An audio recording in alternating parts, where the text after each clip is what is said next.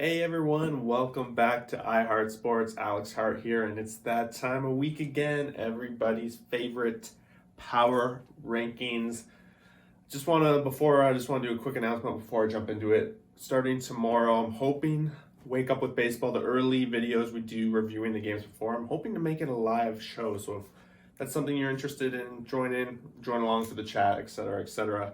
Otherwise, let's just jump into it. It was an interesting week, and we're going to start at the bottom with number 30. We got the Arizona Diamondbacks. Diamondbacks 0-5 this week. They were last week. They didn't find a win this week, and their losing streak is double digits. What can I say? Team's definitely the worst in the MLB. Number 29. We got the Baltimore Orioles. The Orioles went 1-1 against the Mets and got swept by the Rays on the weekend. If it wasn't for the Diamondbacks, they'd clearly be in last. They were in last for a couple weeks before that. Rough division. Not too much else to say to them. So next up we have Colorado Rockies. They went 1-2 against Miami and then got swept over the weekend against Cincinnati. Again, another team that's been in the bottom row pretty much all season long, and by pretty much I mean all season long. They've been in last place a couple times.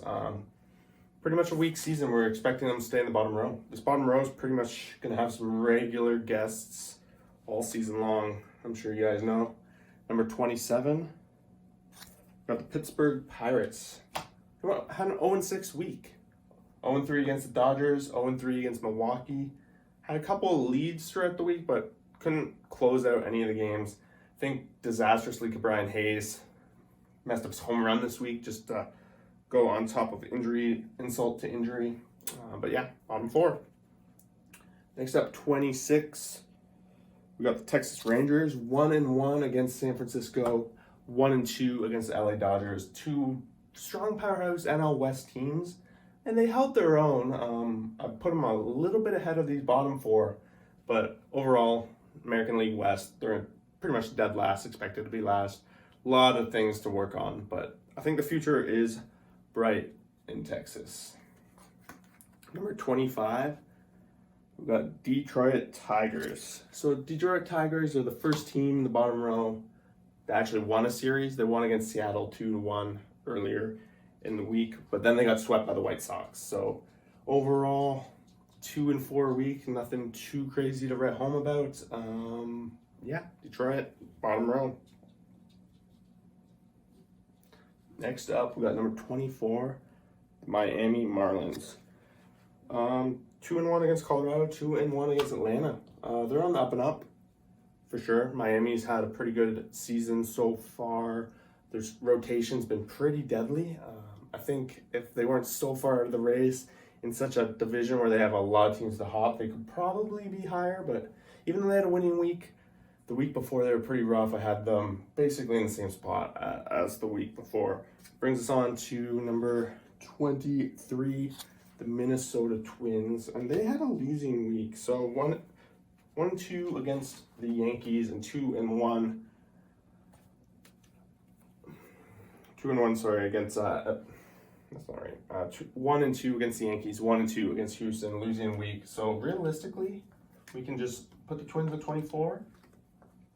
Miami at 23. I think I missed a little opportunity for a little swap there, so that makes a lot of sense. Miami, I think on paper, better pitching. Overall, been a better team this season. So given what the Twins have shown this year, it's been pretty rough for them. That brings us to number 22, the Washington Nationals. 1-1 against Tampa, 2-2 against San Francisco. Their offense had a lot of trouble against San Francisco, Atlanta too. Not Atlanta, Tampa Bay too, but overall 500 week puts them much better than pretty much all the rest of these teams on the list, and they've been okay. Like I said, them and the Marlins are basically battling for last in the division at this point. Number 21, got the Seattle Mariners. 1-2 against Detroit, 1-2 against Cleveland, 2 losing series. They did manage to avoid the sweep today, so that was good. They're having some nice young players come up. A little bit worrisome. Haniger left the game today. Hopefully he's all right, and that's not a big issue. But otherwise, they're kind of out of the playoff run, and not too much other than looking for the future for the Seattle Mariners. And we got the Kansas City Royals. They went 0-3 in their first match, and then 1-3 against Oakland. Pretty rough week for them overall. Number 19. At the LA Angels. The LA Angels 6-game winning streak. Their offense is top like 6 or 7 in the league right now. They don't even have Trout, so this winning streak coming at an opportune time to actually keep them in the conversation. They're like 4 or 5 games out from the wild card now, so can't close the book on them yet. And this is where we start looking at teams that are on the borderline of they're still in the wild card considerations.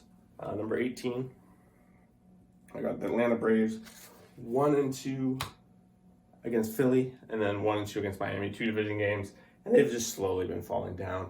It's been a team that at the beginning of the season we all thought they had this division, they were the favorites, but they just keep losing series. They can't seem to break through past 500, and their pitching's a disaster right now. So number 18 is, I think, at least giving them the benefit of the doubt in a lot of scenarios. Number 17, Cincinnati Reds 1-2 against Milwaukee, and then they swept Colorado. So they're taking care of a team that they need to. And this National League Central it's a race. They're not out of it. They always seem to be putting up some offense, and their run differential is positive. So as long as they keep that going, they're going to be in more games than they lose. And in this division, I think it's going to come down to that last month. So just keeping their name around is going to be very important. Number 16, we got the New York Yankees. They did beat the Twins, but then they lost to the Phillies, both games on the weekend. So this division is so hot that losing up any ground, like I think they're 8 games back now from the division. They're in trouble. The Yankees are definitely in trouble. And number 16, I think, justifies where they're at. Number 15, coming off a very bad week, 1-1 against Cleveland, but the bad part is they got swept by the Cubs, and the Cubs have had their number this season, and this division is starting to slip away from them. They were very much in the top with competing, and they had a lead, and then that slipped away, and now they're falling games behind even more. So St. Louis Cardinals need to figure something out coming up here. Number 14, we got the Philadelphia Phillies. They had a good week. They swept the Yankees 2-0. They beat Atlanta 2-1, so they're moving up.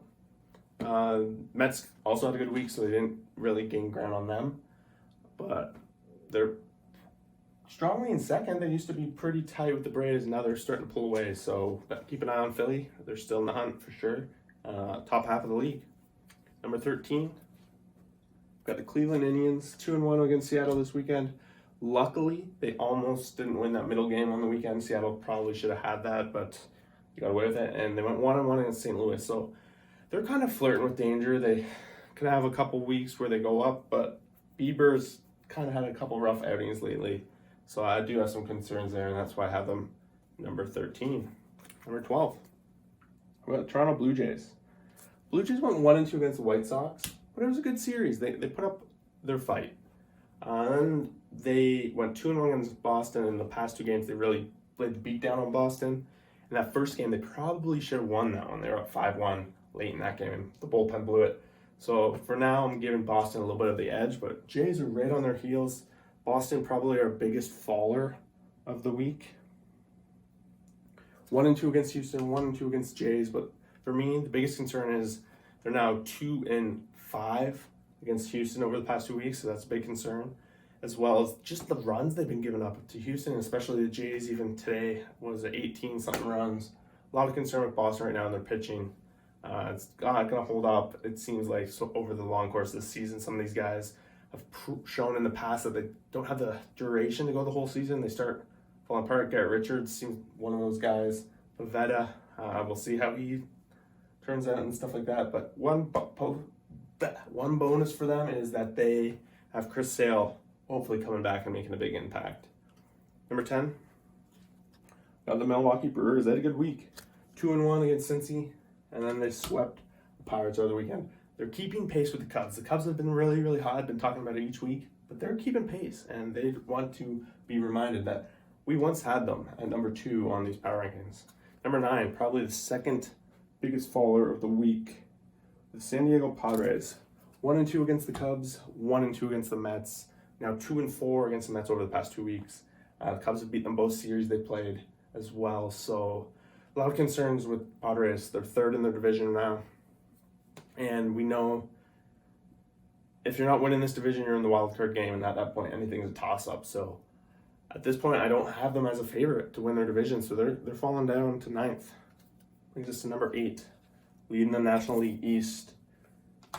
We got the Mets. There was some concern this week when DeGrom left his game with tendonitis, but everything seems to be checking out, and I think he's going to be making his scheduled start. They went 1-1 against Baltimore, and then 2-1 against Padres this weekend. Their pitching's just been elite. They seem to have a decent lead on this division, and they are probably one of the better teams in the division, so you would expect that they have a good chance of holding it, and 8th seems to be justified.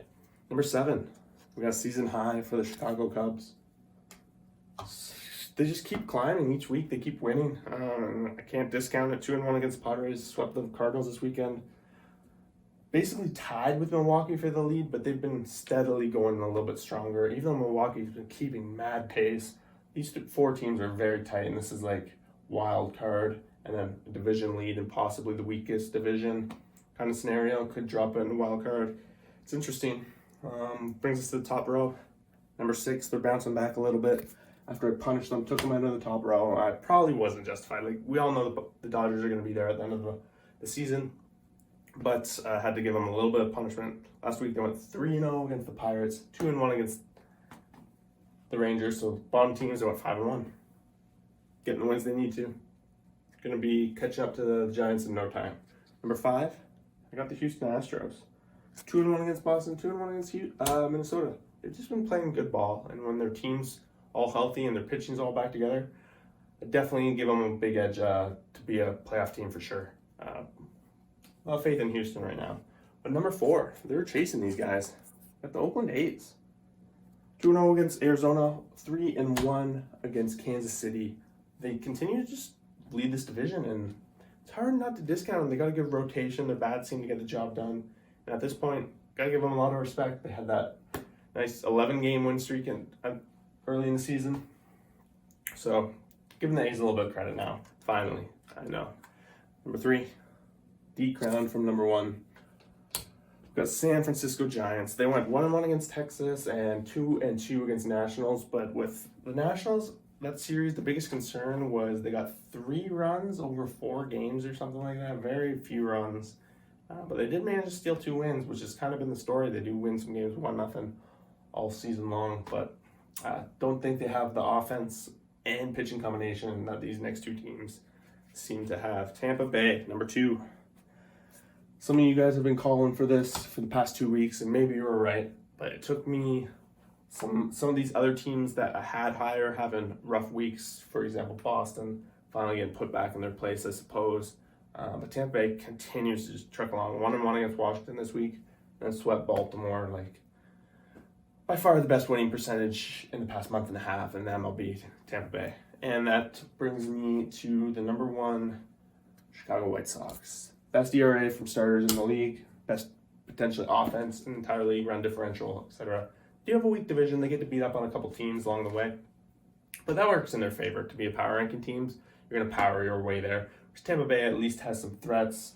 You see, like the Blue Jays, Boston, they're closer than what we see with Cleveland for the White Sox, and then it falls off even more to Kansas City. So there you have it. The power rankings about halfway through June 2021. Let me know what you guys think. Who do you agree with? Who do you disagree with? I just out to lunch on some of these teams. I know it took me a little bit to get some of these teams up here, but now that they're up there, let's see if they stay up there. And thanks for watching. See you for the next video.